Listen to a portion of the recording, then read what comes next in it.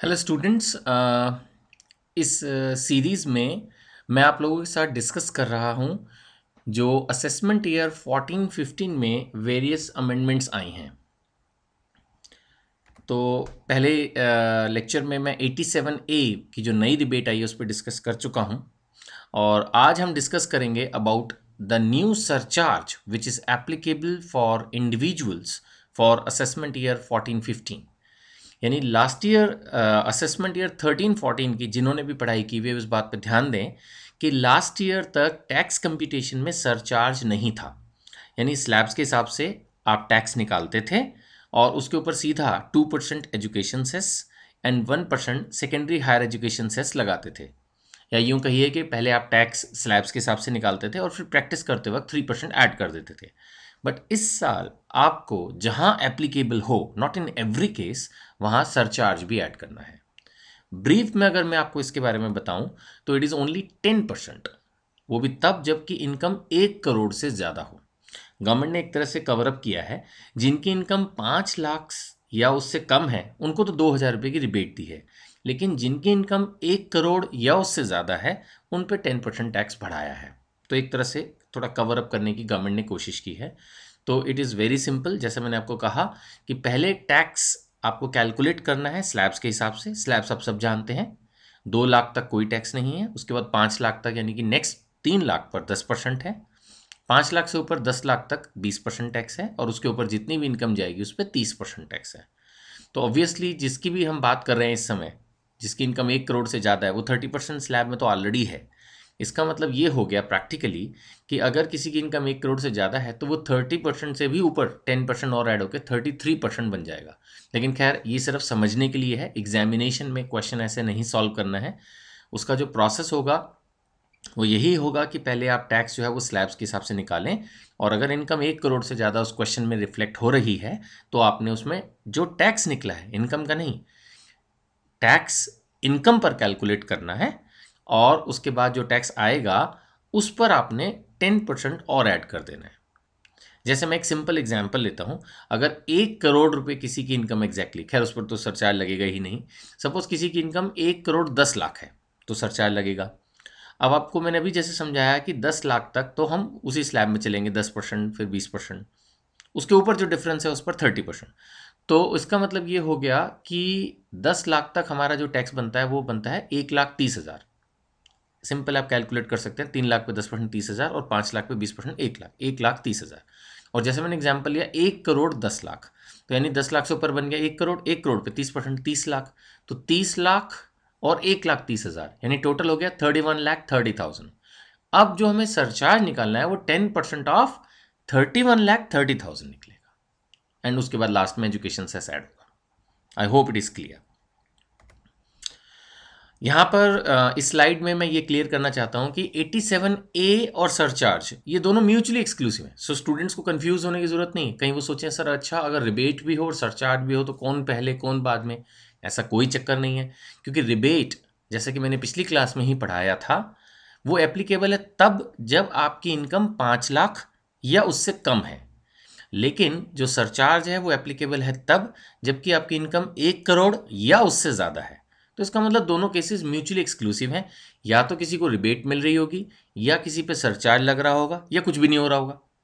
Obviously those who are between the income cap of से above 5 lakh but up to 1 crore, उनके लिए ना तो रिबेट है ना सरचार्ज है।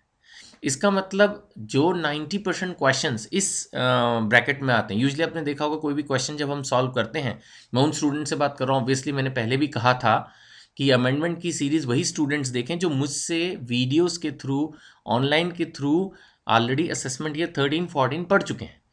क्योंकि जो असेसमेंट ईयर 14-15 की रिवाइज्ड जो है ना वीडियोस लेंगे फॉर नवंबर एग्ज़ाम जो मैं प्रिपेयर कर रहा हूँ, तो उनके लिए तो इसकी फिर ज़रूरत ही नहीं है। तो मे एग्ज़ाम के स्टूडेंट्स के लिए है ये, जिन्होंने ऑलरेडी 13-14 के हिसाब से वीडियो से पढ़ाई की है।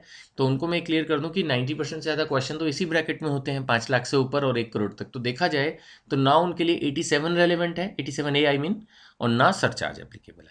हाँ, at the most what they can do is कि अगर क्वेश्चन में टैक्स कंप्यूटेशन पूछी गई है तो वो एक वर्किंग नोट में ये मेंशन कर सकते हैं। जैसे फॉर एग्जांपल अगर एग्जाम में क्वेश्चन आ रहा है और सॉल्व किया और income I suppose 20 lakh, 25 lakh, 40 lakh, तो जब टैक्स कंप्यूट करने का अगर क्वेश्चन ने कहा है तो आप वर्किंग नोट में लिख सकते हैं कि इस कंप्यूटेशन में हमने 87A और सरचार्ज को इग्नोर किया है because they are not applicable. Simple. चलिए अब एक क्वेश्चन लेके हम इसको समझने की कोशिश करेंगे। जैसे मैंने अभी आपको एक क्वेश्चन तो वर्बली ही करा दिया था कि अगर हमारी इनकम 1 करोड़ 10 लाख है तो कैसे चलेगा। इसी तरह से मैंने एक और क्वेश्चन सिंपल ले लिया कि अगर हमारी इनकम 1 करोड़ 30 लाख है तो उसका टैक्स पेएबल निकालना है। तो ऑब्वियसली पहले स्लैब्स लगेंगे जैसे मैंने समझाया था। मैं एक बार इसको वर्बली करा देता हूँ, फिर धीरे धीरे धीरे मैं इसको एक्सप्लेन करूंगा। तो जैसे अगर किसी की इनकम 1 करोड़ 30 लाख है तो आपको पता है ये पहले स्लैब्स के हिसाब से टैक्स निकलेगा। वही 2 लाख पे कुछ नहीं, फिर 3 लाख पे 10%, 5 लाख पे 20% और बाकी जितना भी बच गया, जो किस केस में कितना बचेगा 1 करोड़ 20 लाख, क्योंकि वो जो छोटे वाले स्लैब्स हैं वो 10 लाख तक ही चलते हैं। तो 1 करोड़ 20 लाख पे 30% फ्लैट, दैट मीन्स 36 लैक्स। तो 1 30 जो मैंने अभी करा था प्लस 36, 37 लाख 30,000 आ गया। उस पे 10% सरचार्ज लगेगा और फिर लास्ट में 3% education cess and secondary higher education cess जुड़ेगा। ठीक है, आई होप आपको क्लियर हो रहा होगा। और कुछ स्टूडेंट्स तो मेरे को लगता है कि क्वेश्चन देखते ही साथ साथ अपनी कंपटीशन स्टार्ट कर देते होंगे। यहाँ पर मैं आप सभी स्टूडेंट्स को ये भी गाइड करना चाहूँगा कि जो कुछ भी मैं पावर पॉइंट में लिख रहा हूँ ऑब्वियसली इसको आप रोक रोक कर अपने आप नोट डाउन कर सकते हैं। साथ में इस सब के असाइनमेंट भी आपके पास हैं। Already you are having the assignment, same assignment which I have used for creating the power points. So I don't think कि आपको बहुत ज़्यादा लिखने की ज़रूरत है, लेकिन फिर भी मैं हमेशा से कहूँगा इस बात को कि जो स्टूडेंट मेरी स्लाइड्स को देखकर साथ साथ सब कुछ हाथ से एक बार लिख भी रहे हैं, they will definitely be better than others. क्योंकि जो चीज़ एक बार हम हाथ से लिख लेते हैं वो हमें ज़्यादा अच्छे से याद रहती है। देख तो आप रहे ही हैं, साथ में लिखिए भी, क्योंकि लिखा हुआ तो है ही, आई एग्री, बट एक वही चीज़ इसी बहाने आपके हाथ से भी बन जाएगी। और अगर कोई चीज़ लगता है आपको ज़्यादा रेलेवेंट नहीं है तो उसको मत नोट कीजिए। यानी अब हर पॉइंट पर आप लोग सारे सीनियर स्टूडेंट्स हैं, स्कूल लेवल के बच्चे तो आप हैं नहीं। तो सीनियर स्टूडेंट से मैं ये एक्सपेक्ट करता हूँ कि अभी तक एटलीस्ट इतनी नॉलेज उनको हो चुकी है कि दे नो देमसेल्व्स कि क्या लिखना है क्या नहीं। फिर भी मैं हर स्लाइड में जहाँ इंपॉर्टेंट होगा तो बोल भी दूंगा हाथ से लिख लो। अदरवाइज बाय डिफ़ॉल्ट आप ये मान के चलिए कि जितने भी कंसेप्ट्स हैं वो आपने नोट डाउन करने हैं, जितने भी क्वेश्चन हैं वो मैं तो सॉल्व करके स्लाइड में दे ही रहा हूँ, असाइनमेंट में भी सॉल्व आपके पास अवेलेबल रहेंगे। लेकिन मेरी फिर भी पर्सनल ओपिनियन ये है कि आप एक बार उनको खुद सॉल्व करके देखें और फिर उसका जो वीडियो है उससे उसको आंसर को कंपेयर करें। अगर हर वक्त आप वीडियो के आंसर से ही कॉपी डाउन करते हैं तो I think it will not be a very good practice. तो सिमिलरली अभी जैसे 1 करोड़ 30 लाख पे टैक्स निकालना है, तो मेरे ख्याल से इसको आगे फॉरवर्ड करने से पहले if it is possible then you should hold it, solve your question and then see my answer. This will be the best way to understand. Anyways आगे बढ़ रहे हैं। तो अगर हम देखें कि स्लैब के हिसाब से 1 करोड़ 30 लाख पे कैसे टैक्स निकलेगा, तो जैसे मैंने भी आपको समझाया कि पहले 2 लाख, आपको पता है 10 लाख तक तो ऐसे स्लैब चलते हैं, 2 लाख पे नील। फिर नेक्स्ट अगर हम लें तो 3 लाख पे 10%, 30,000। फिर उससे नेक्स्ट लें तो 5 लाख पे 20%, 1 लाख। यानी अगर आप टोटल देखें तो 10 लाख पे बन गया 1,30,000। सिंपल। आगे बढ़ेंगे ना। ये चीज़ क्लियर है कि 10 लाख से ऊपर अगर इनकम हो जाती है तो जितना भी बैलेंस अमाउंट है उस पर फिर फ्लैट 30% टैक्स लगता है। तो अगर हम उस हिसाब से देखें तो 1 करोड़ 30 लाख में से जो 10 लाख गए उस पर 30% लगने वाला है। तो उस रूल के हिसाब से 1 करोड़ 20 लाख पे 30%, तो ये फिगर आ गई 36 लैक्स। ध्यान रहे पिछले पेज पे 10 लाख तक हम टैक्स कंप्यूट कर चुके थे 1,30,000 और अब बाकी के 1 करोड़ 20 लाख पे हमने 30% के हिसाब से टैक्स लिया है 36 लैक्स। ठीक है, तो अब इसका मतलब टोटल हमारा बन गया 37,30,000। So simple. जो क्वेश्चन में 1 करोड़ 30 लाख दिए हैं उसमें 1,30,000 थे पहले 10 लाख पे और अभी 1 करोड़ 20 लाख पे हमने निकाला 36 लैक्स। तो टोटल हमारा टैक्स बन गया 37,30,000। This is the tax as per slabs. अब इसके ऊपर जुड़ना है सरचार्ज।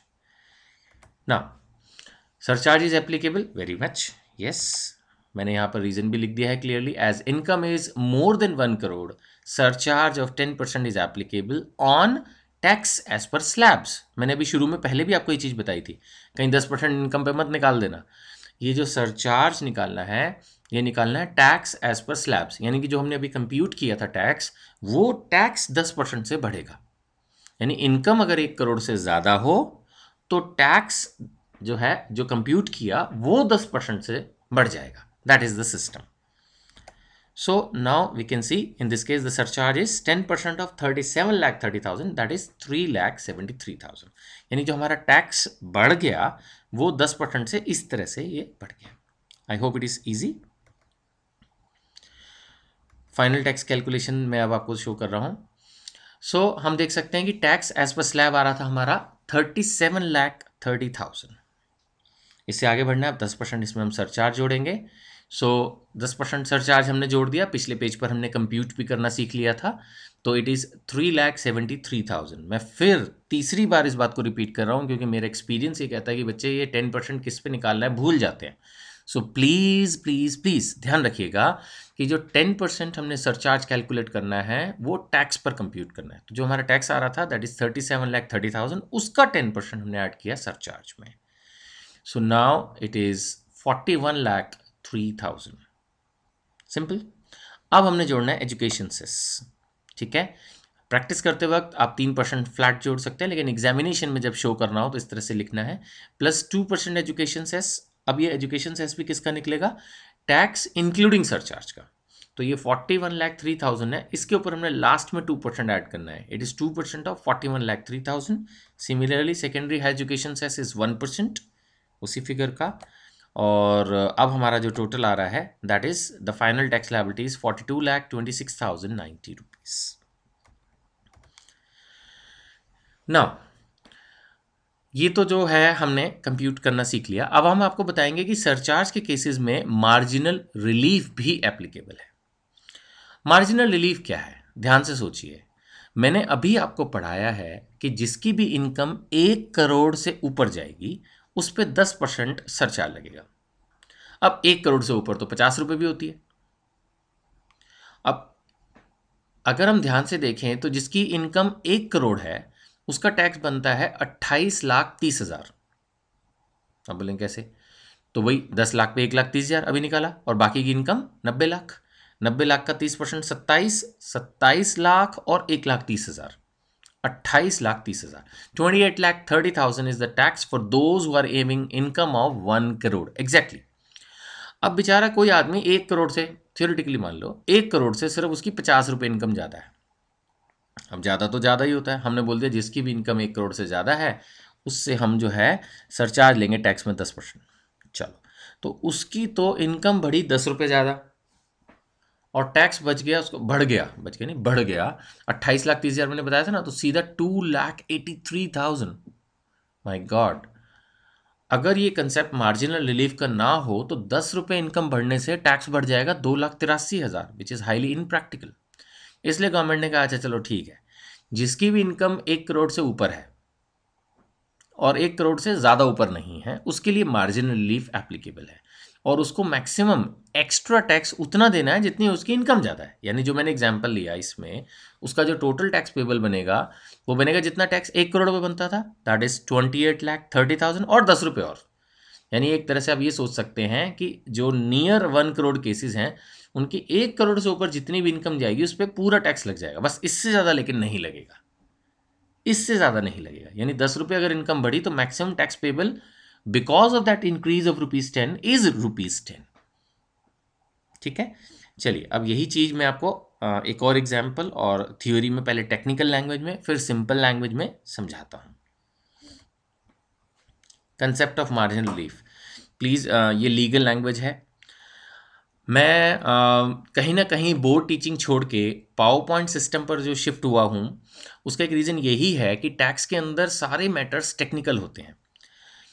तो हमेशा से मैं ये सोचता था कि कैसे पढ़ाऊँ स्टूडेंट्स को जिससे मैं उनको टेक्निकल लैंग्वेज भी दे पाऊँ और सिंपल लैंग्वेज भी दे पाऊँ। और अगर मैं सारी चीज़ें डिक्टेट करता हूँ तो फिर लाइक हर स्टूडेंट की राइटिंग स्पीड डिफरेंट होती है, तो उसमें फिर मुश्किल आती थी। तो फाइनली मेरे को ये वे बड़ा कन्वीनियंट लग रहा है जिसमें मैं आपको टेक्निकल लैंग्वेज भी दे सकता हूँ और उसके बाद उसको उसी चीज़ को सिंपल लैंग्वेज में भी दे सकता हूँ। So you will get both the languages. ना सवाल ये है कि आप मुझको पूछेंगे अगर सर किस एग्ज़ाम में क्या लिखना है, तो मैं बोलूँगा टेक्निकल लैंग्वेज। अब मैं बोलूँगा कि टेक्निकल लैंग्वेज, तो आप सोच सकते हैं कि सर टेक्निकल लैंग्वेज तो याद करना बड़ा मुश्किल होता है, तो ठीक है, फिर आप सिंपल लैंग्वेज याद कीजिए। हर आदमी 500 किलो वजन नहीं उठा सकता ना, बट इसका मतलब ये नहीं कि आपने वजन ही नहीं उठाना। हर एक की अपनी कैपेसिटी है। हर स्टूडेंट 100 में से 100 नंबर तो नहीं ले सकता ना। तो कहने का मतलब ये है कि बेटर तो हमेशा टेक्निकल लैंग्वेज रहेगी, इसीलिए मैं टेक्निकल लैंग्वेज दूंगा। लेकिन अगर आपको लग रहा है कि टेक्निकल लैंग्वेज डिफिकल्ट है, नहीं लर्न हो रही, तो ठीक है, ज़्यादा उसको बॉदर करने की ज़रूरत नहीं, फिर आप सिंपल लैंग्वेज में लिखिए। ठीक है ना। So I mean you have to see, if you can do, go for legal language, if you can't then go for simple language, it's easy. Fine.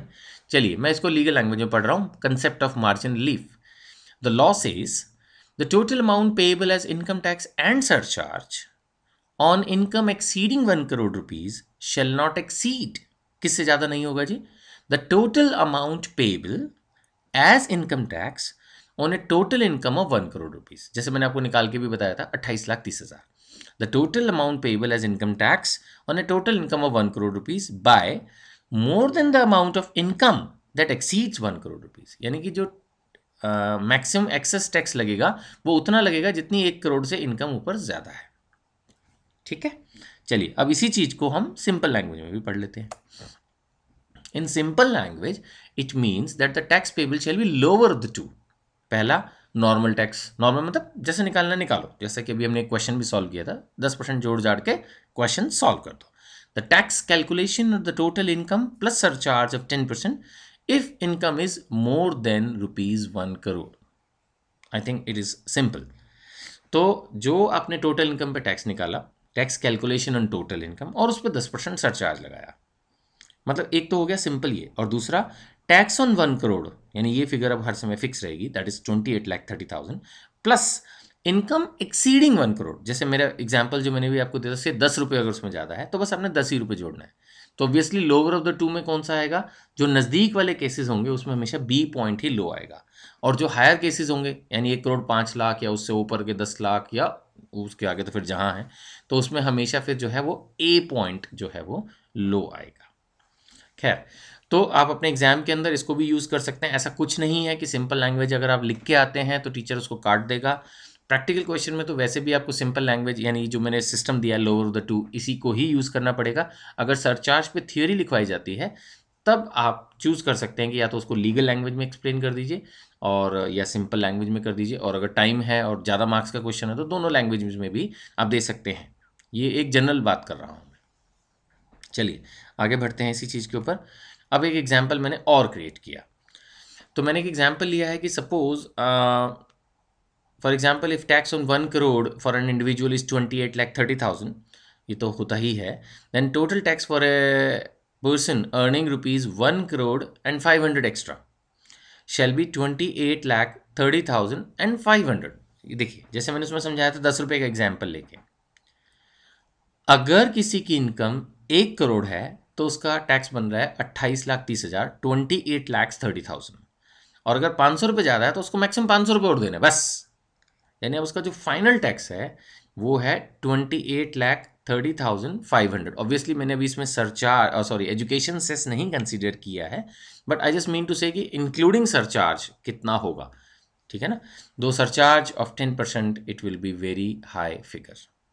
So I hope now students that you are clear कि अगर किसी की income 1 crore से marginally ऊपर है, जैसे कि मैंने इस रिटर्न एग्जाम्पल में भी लिया है, 500 रुपये से ज़्यादा है, तो उसका टैक्स जो है वो सरचार्ज की फॉर्म में सिर्फ 500 रुपीज़ से बढ़ेगा।